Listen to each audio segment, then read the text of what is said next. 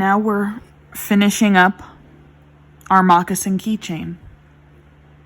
So we have this edge beading that is joining the two pieces together, the sole and the upper of the moccasin.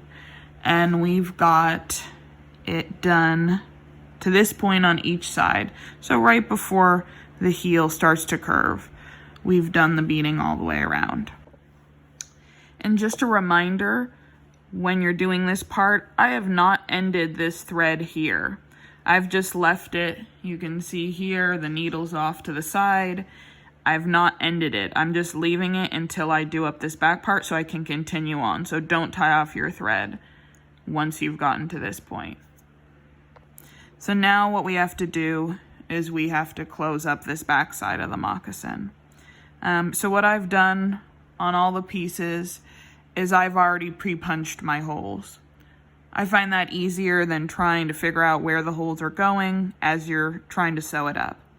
I also have this piece pre-punched. This is what the key ring is going to be attached to.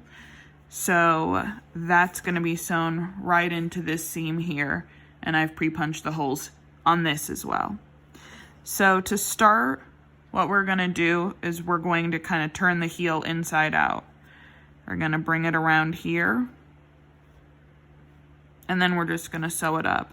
I'm going to get my key ring piece, I'm going to fold it right side out, and you're going to sandwich it on this inside. So you want it on the inside of the moccasin here so that when we turn it inside out, it's coming out the back.